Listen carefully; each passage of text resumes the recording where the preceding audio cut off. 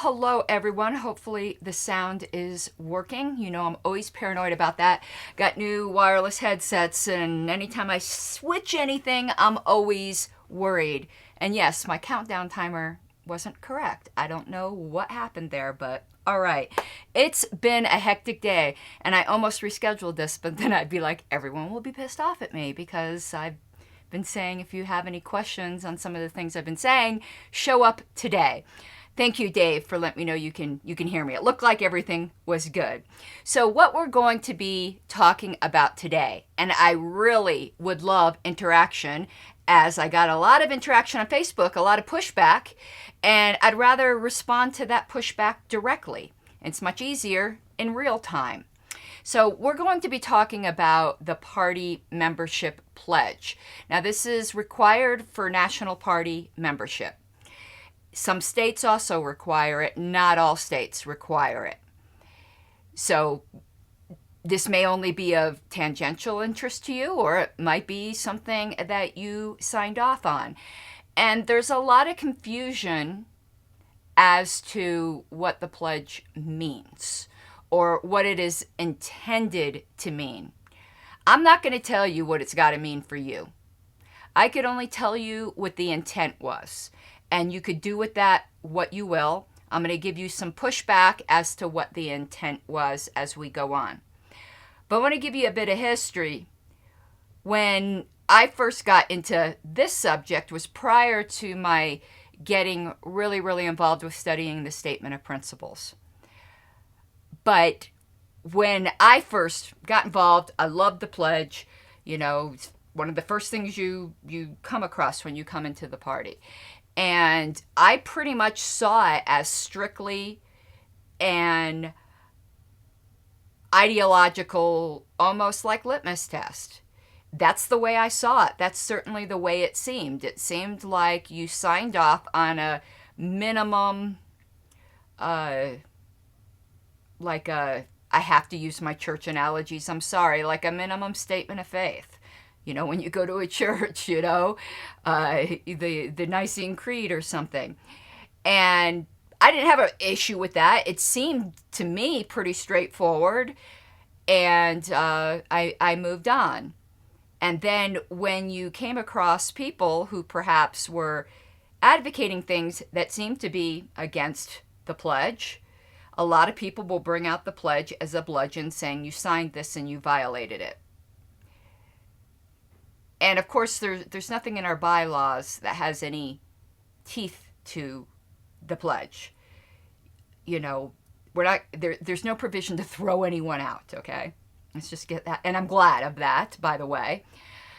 But even in debates, I think it's used in a way it was never intended to be used, at least not by the party, at least not when it was put into the bylaws. Let me just address this issue right up front in case I forget. Sometimes what something is intended to mean ends up becoming different than what later people interpret it to mean. And arguably our bylaws are ratified every convention. So there's the question of what did it mean when it was put into the bylaws back in, it's been in there since the beginning. And what did it mean to the delegates each convention that didn't take it out? I mean, that does need to be considered. If they weren't aware of the intent and would have a problem with the intent, would they have kept it in, type of thing? I don't think they would have, but I don't think you can also simply say this was the intent. Because, again, the bylaws can be changed every convention. But I do think intent is very, very important. And I do believe the pledge in the bylaws should keep its original intent. I know as far as, there's been no official statement on this by the National Party recently, but I know as recently as Chair Steve Dasbach, there was a statement on it, and it kept true to the original intent. Also, I'm going to give some big disclaimers here. I'm not the party chair, the party secretary. I'm the minutes maid.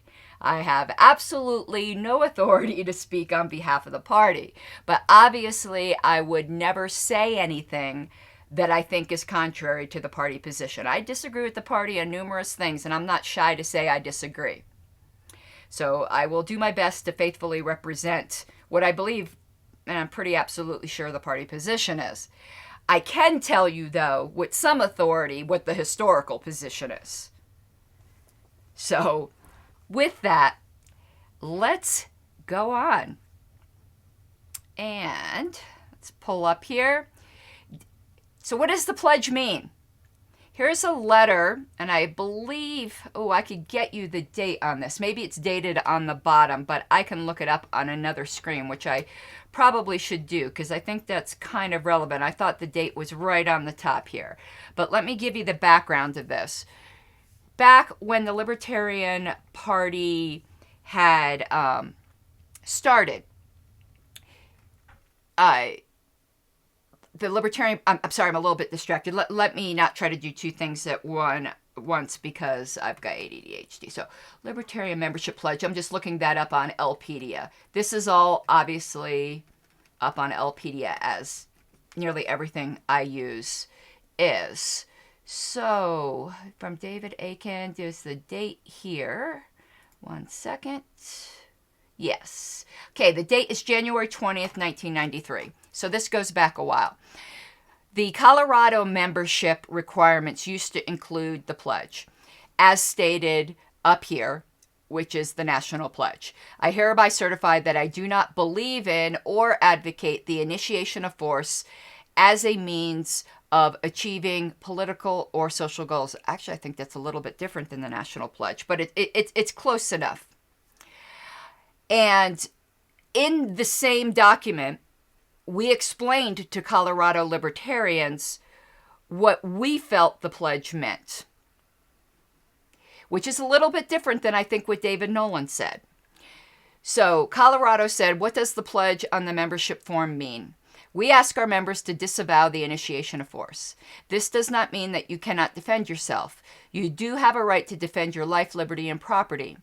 It does mean that you cannot use the coercive power of government to forcibly achieve your personal, ethical, or religious goals.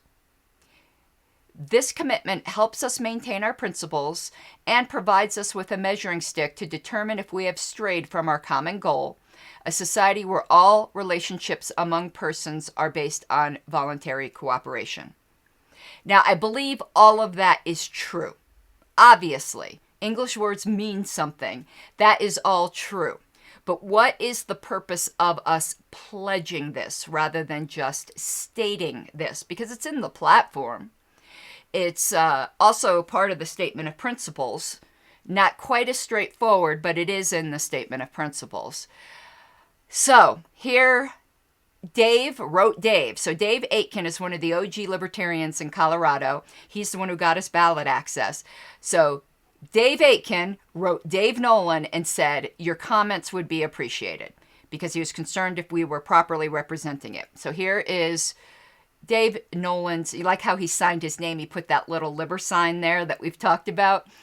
So here's what Dave Nolan said. Dave, this is a perfectly good exposition of what the pledge or oath means. And here's where we get next. This is what I really want to concentrate on. Interestingly, most people in the LP do not know why it was originally placed on the membership application. His writing's a little. We did it not because we believed that we could keep out bad people by making them sign or asking them to sign. After all, evil people will lie to achieve their goals. I'm sorry, I'm looking over at my screen. I didn't realize this writing was so bad for me. But to provide some evidence that the LP was not a group advocating violent overthrow of the government. In the early 1970s, memories of Nixon's enemies list and the McCarthy hearings of the 50s were still fresh in people's minds, and we wanted to protect ourselves from future witch hunts. Okay, sorry that writing, I should have prepared that. So the purpose, talk about the meaning. I think David Aiken perfectly summarized the meaning. Hold on, I gotta put my heater on. I'm down in the basement, it's chilly. And I've got wet hair because I just got out of the shower. Let me get this heater on. Okay, but why do we require the pledge? It is, as Dave Nolan said, but we're gonna expand upon that some more. There's another page, but I don't think it has anything on it. Yeah, it's just the envelope. We save everything at Ellopedia. And the Nolans lived in California at that time. Okay, let's go on to the next thing. And I will address comments in one moment. I see a couple have come up, and I do want this to be very interactive. How come my camera is not showing? Yay, figured it out. Okay, Libertarian Membership Pledge. This is the article that's on Ellopedia. You can all go take a look at it. If you, one second, I want to go back to the other screen because I thought the pledge in Colorado was a little different. I see the national one here. So let me go back to the first page. I just want to see if the wording was slightly different in Colorado. Yeah, here they said as a means of achieving. That is slightly different. I knew something like went, what? That's a little different. If you notice, the national pledge is to achieve rather than as a means of achieving. I mean, it's no difference in meaning. It's just, I knew something wasn't quite right. So the national pledge is, I certify that I oppose the initiation of force to achieve political or social goals. Actually, you know how I learn something each time? There's several differences here. Hold on a second. You guys now got me very, very interested. Let's see what the article says here. This little graphic isn't complete. I put that up there and I messed up. Here's the national pledge. Oh my God, get your shit together, Karen Ann. I hereby certify that. And it does say as a means. I'm such a dumbass. You want to know what? While I'm here, I'm going to delete that freaking graphic. That graphic is wrong. I hereby certify that I do not believe in or advocate the initiation of force as a means of, okay, achieving political or social goals. Okay, Colorado was right. Forget everything I just said prior to that. And this little part here is everything I had just explained to you guys. And dumb, I could have read it in nice handwriting here. And we go on to explain it some more here. Let me go to the next page of the PDF.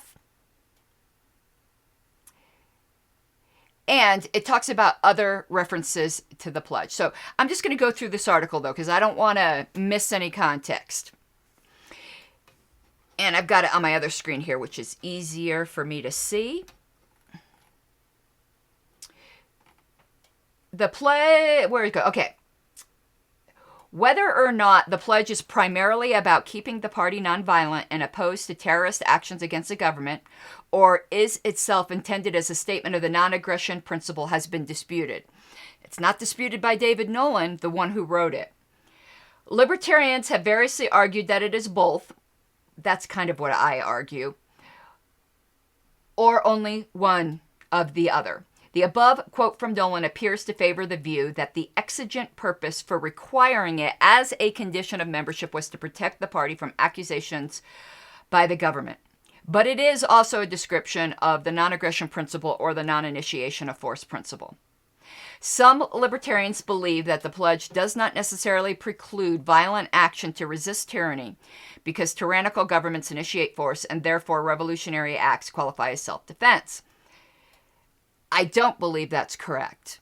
I mean, I'll qualify that. I believe the pledge precludes that. And I believe that was David Nolan's intent. But let's continue. A reference to the pledge was made on April 17th, 2001. And here's where I was talking about Steve Dosbach, a former chair. When in response to Timothy McVeigh's description of himself as a libertarian, he was the national director at the time. Pardon me, I thought he was chair. He ended up being chair later. Timothy Bay is not just a mass murderer, he's a very confused mass murderer. Besides having no appreciation for the value of human life, McVeigh apparently has no understanding of the meaning of the word libertarian. Just to set the record straight, real libertarians wholeheartedly reject the use of force to achieve political or social goals. Real libertarians see violence and try to prevent it, see problems and organize cooperative solutions, and see government abusing its power and work peacefully through the political system to protect our rights. I believe that Steve Daszbach had that absolutely correct with the intention of the pledge. And the rest of the article goes about controversies and attempts to change the pledge. That's not really our concern here today. Let me see if there's, I think that's it for that. Whoa, I don't want two of me. Yay, how are you doing, Karen? Let me get rid of you here. Bye. Go away. Oh, my scene's locked. Hold on one second. I am goofy. Goofy. Here we go. Okay, perfect. Now let me get to some of the questions, and then we're going to do one more piece of media, and we're going to talk about it some more. Let's go to the chat.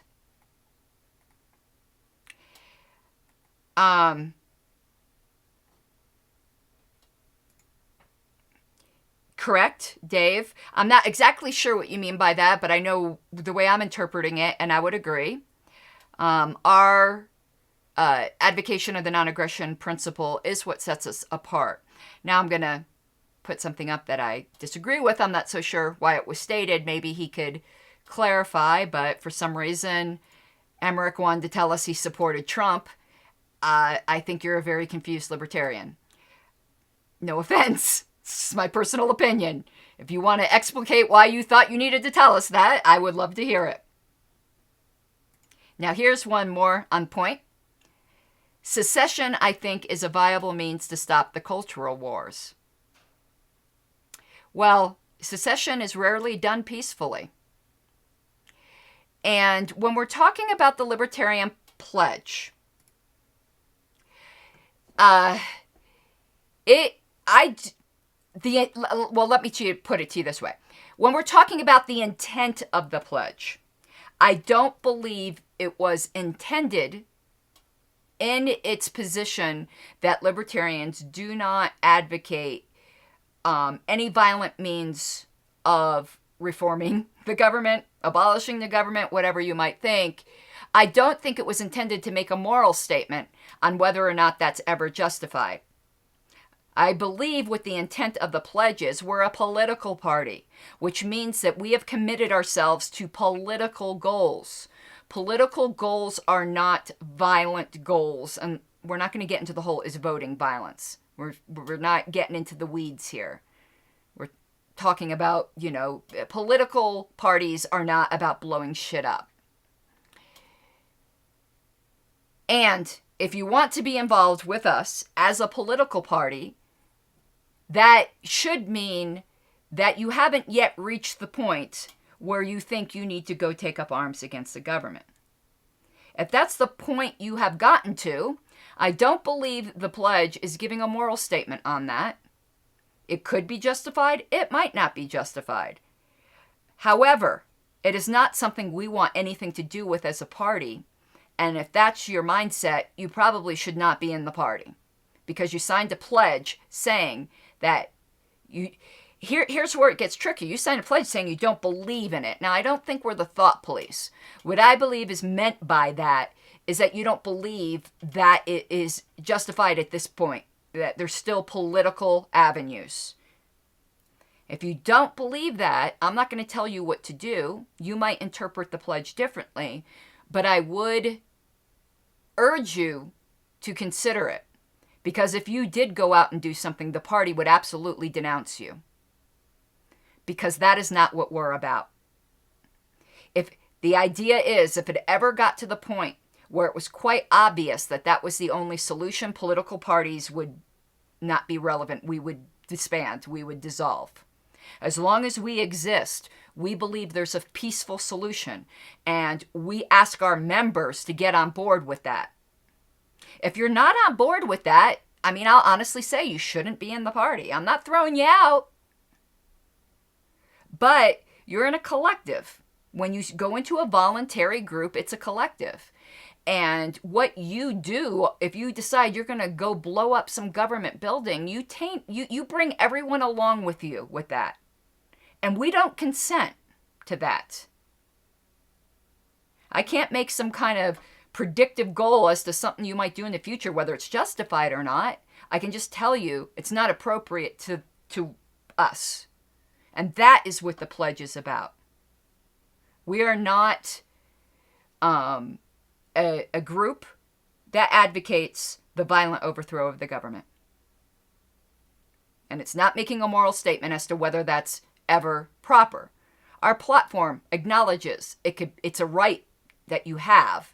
Doesn't mean that it's always a right you get to exercise, but it does. We say what the Declaration of Independence says. The people have the right to abolish the government. Governments very rarely get abolished peacefully. But that's not what we're doing as a political party. We would love to abolish it peacefully, or some of us would, I would, but violence is not what we're about. So, to get back to this, is secession morally viable? I believe people have a right, not just to secession of states, I believe you have a right all the way down to the individual.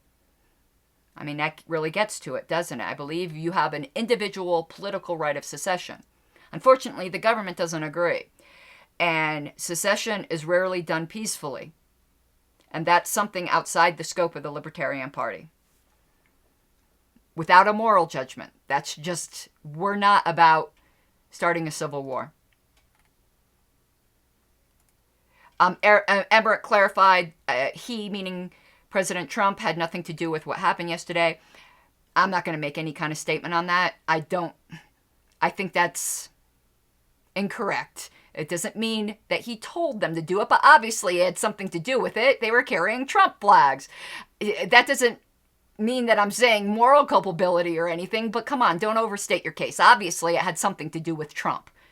That's ridiculous. That'd be saying like Biden had nothing to do with it. Obviously Biden had something to do with it too. I mean, if you want to get into responsibility and things like that, okay, but it's a lot more nuanced than what you just said. And yes, let's get a libertarian governor. I'm not in Maryland, but let's do it. I'm with you on that. Let's get one in Colorado too while we're at it. If you have that power, come help us too. So to move on a little bit, do I think there are Chinese spies in the top 3 political parties to infiltrate American politics? I think there's probably spies from every country. I wouldn't limit it to Chinese spies. And I think we have spies probably in the political parties of other governments. That's what governments do.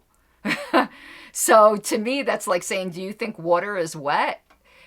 Let me bring it home a little more. Do I think there are government spooks in the Libertarian Party? Absolutely. And I think there are ones in the Republican and Democrats too. I just think that's what governments do. And in the early party, I think it was pretty definite we were being spied upon. So yeah, the question is yes, but I wouldn't limit it to Chinese. I think any country that has the power to do so has probably done so, particularly in American politics, because, right now we're pretty important. They probably don't infiltrate the political parties in Dalmatia or something like that, but they might.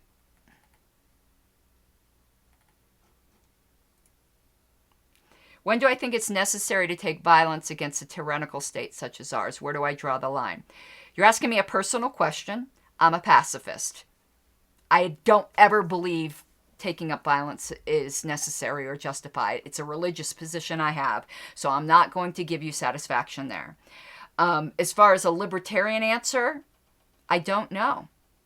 I think it's a case of that infamous quote from one of the justices on the Supreme Court about pornography. You'll know it when you see it. but I'm a pacifist, so I can't even meaningfully answer that question because it's just so foreign to me. I could just say in the abstract, it is justified at some point. But I can't tell you when, because for me, it's never justified. But I would say some of the hallmarks of that point is that there's no other avenue. And there are other avenues right now. So the broad answer is, it's not right now, in my opinion. Okay, Dave qualified. We can use the pledge against Democrats and Republican candidates because they have not stated whether or not they advocate using violence against the United States government. I don't think I agree there. I think that would be quite weird to most people. The reason people worry about us is because we're anti-government. And that people wonder what that means. The Democrats and Republicans aren't anti-government, so I don't think anyone is worried about them at all in the same way people might be worried about us. Yes, I understood that, Ryan. It's just that it rarely happens. I advocate every single day for peaceful secession all the way down to the individual. Okay, let me see here. We're good. I want to really keep to the pledge here.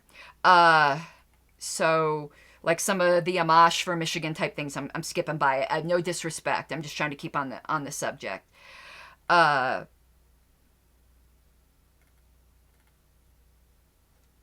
Christopher had a great question. I kind of addressed that, but perhaps I wasn't clear. Let me take a sip here.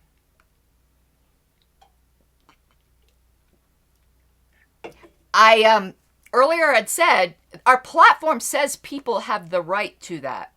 So I don't think it's ambiguous. What our pledge says, if you're joining us as a member, you believe and advocate that we're not at that point. So those two are not mutually exclusive.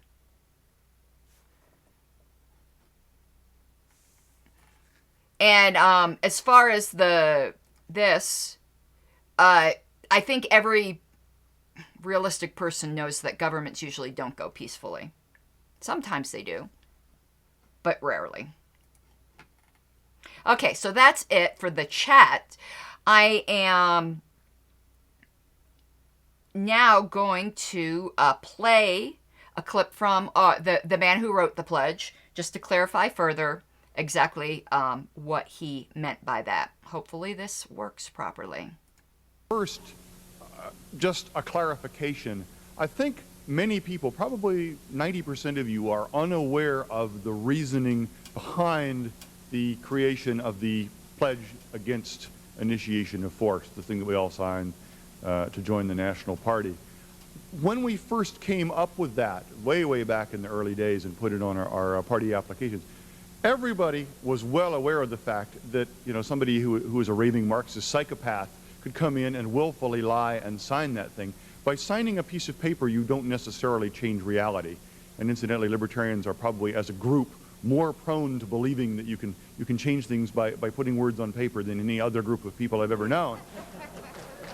None of us were so naive as to believe that you could prevent some kind of raving lunatic from being a raving lunatic and prevent them from joining the Libertarian Party and being a raving lunatic within our organization just by putting those words on a piece of paper and having them sign them.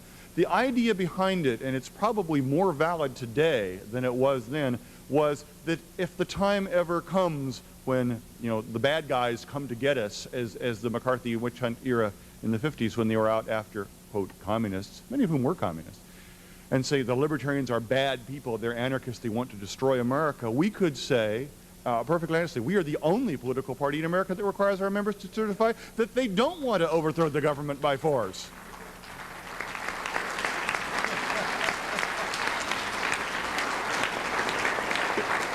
It's there to show good faith and for our own protection if we ever are persecuted unjustly for being people who want to bring about change through force. No, it doesn't prevent somebody who has that worldview from signing it, knowing full well that they have no intention of honoring it. I would therefore urge us to keep it simply as a self-protective device. Okay, wait, what? Didn't want to go to that scene. Okay, here we go. All right, so that was 1989. You saw that was the 89 convention. The reason he was addressing it is probably because somebody wanted to get rid of it, as they do. People generally want to get rid of it, not because they want to violently overthrow the government, is because, I have not the best opinions on that particular subject. They think, people, it's scary and we'll get more members. Listen, somebody don't want to sign that, I'm fine with them not being a member, personally. You can't do that. No, thank you. Not today, Satan. Okay, well, I'm surprised that some of the people, I'm not getting the pushback here that I got on Facebook, so I'm going to try to remember some of the objections. But we heard it from the horse's mouth. You can not like what David said. You can disagree with what David said.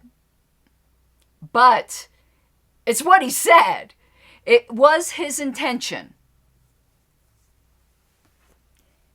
Now, and it was affirmed by the National Party, the last time, fortunately, that we had to do that was in the Timothy McVeigh incident.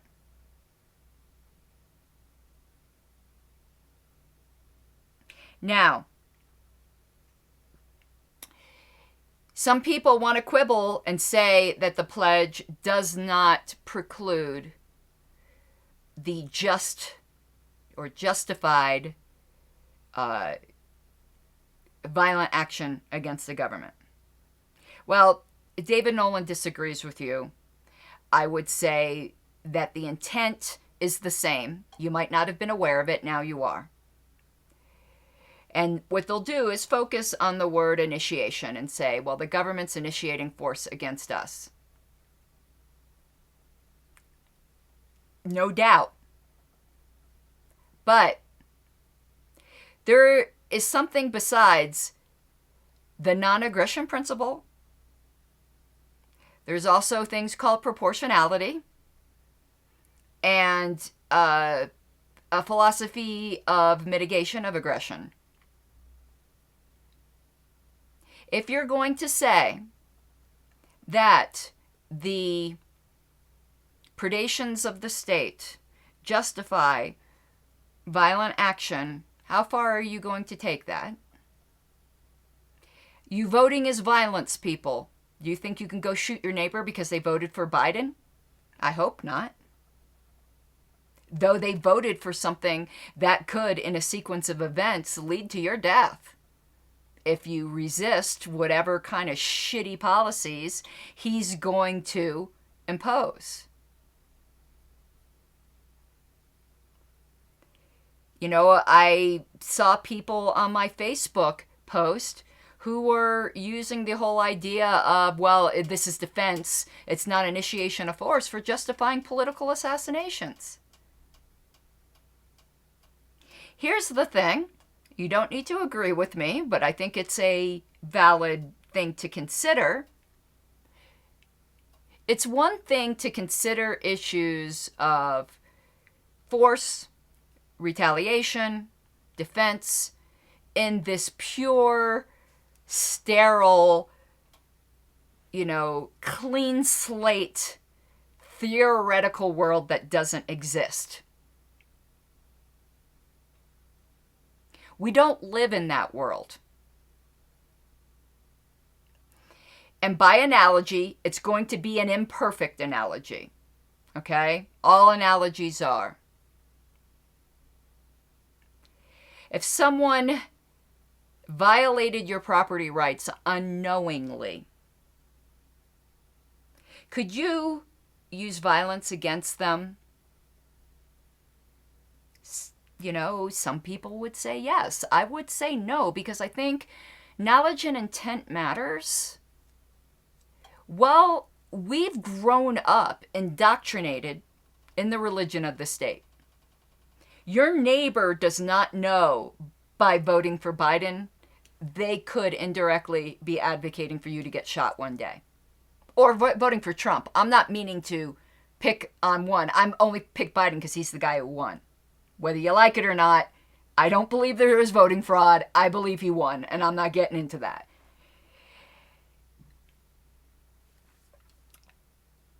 So, is there the mental, the mens rea, in legal terms, to justify assassinating a politician who might not even realize what they're doing is wrong?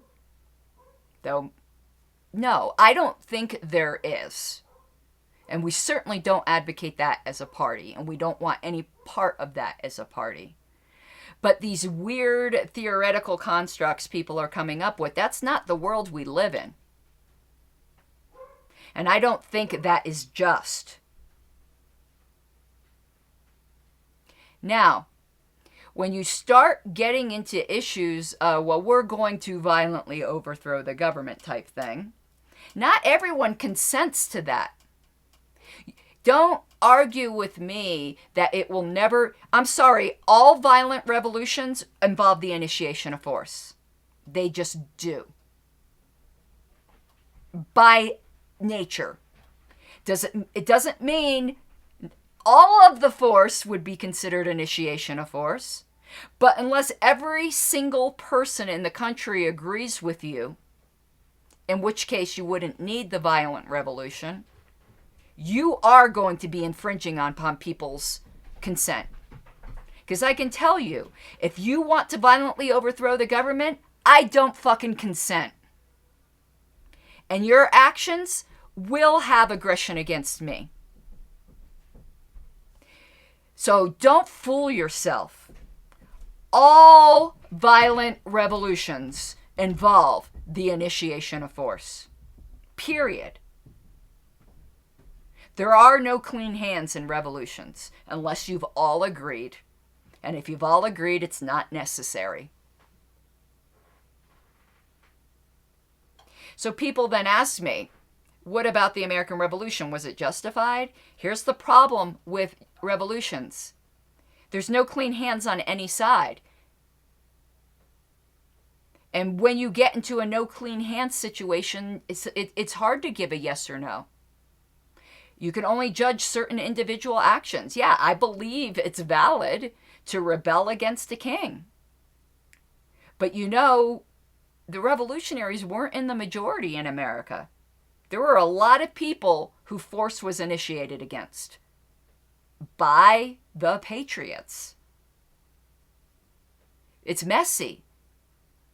That's why I advocate political secession down to the individual. Because only the individual can consent. Now, is that a utopian vision? Maybe. But since we're dealing in this theoretical purity that you all want to talk about, if you want to talk about reality, we can go there. And try to best apply libertarian principles in the very messy reality we find ourselves in. But don't lie to yourselves and don't lie to me that if you go out and foment political violent overthrow of the government that you're not initiating force. Because you are. Against somebody. And that's probably a big reason why the party's against it. But also, politics are useless if force is on the table. Pick one. So, I believe I've faithfully represented the party position. I've tried to clearly delineate when I was saying my own opinion, though it's all my own opinion because I'm not a party spokesperson, but on things that you know what I'm trying to say. I'm not trying to get overly pedantic here. That the pledge, I believe the intent remains today, that it is a pledge that at this time, You do not believe in or advocate the violent overthrow of the government. If you do, I think you need to reconsider your involvement with the LP, because that's not what we're all about. We don't need that shit, man. Now, I'm not telling you to go. I don't have any authority to do that. I can't tell you what to think. You may interpret the pledge differently. But I can tell you for damn sure, if you went out and did something like that, you'd see your political party denouncing you. So this is just food for thought and discussion, and to let you know where I believe the National Party stands. I know, now let's get into more current things. Do I think the National Party's been a bit hypocritical and not quickly denouncing the left violence? Of course. I haven't been shy about that. But I don't think it's very mature to excuse violence from the right by going, but they got away with it. That children do that, not adults.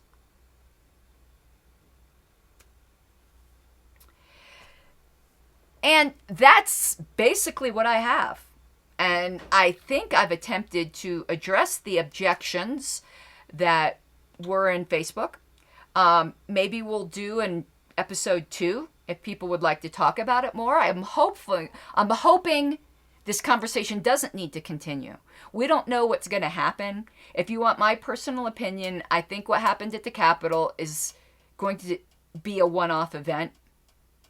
I think the government is... Listen, you do things like that, it's not going to turn out well for you. Whatever. I don't think we're headed into quote-unquote civil war. I don't. And I can tell you, if you're a libertarian, or you are in some position where you get to speak for the LP, and you're even giving a hint that civil war is appropriate, and I don't care if it's just a fucking hashtag, cut that shit out. Because that's not what we're all about. And you don't have the right to do that under the LP name. If you want to do those sorts of things, say it has nothing to do with the party. Because it doesn't. Okay, well, that's all I have then. I'm going to be scooting. I have a county affiliate meeting this evening. I'm the secretary of the Libertarian Party of Douglas County, Colorado. And I've got to get the agenda written up. So thank you all for hanging out with me. I hope you found that informative and provocative for thought and further discussion.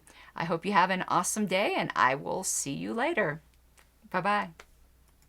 You gotta take what you're given, that's how we live it. Don't be mad at the system, it's simply how we've existed. I hear a lot of people talking like they politicians and choose to be an accountant because it's safe in the business, not because they want to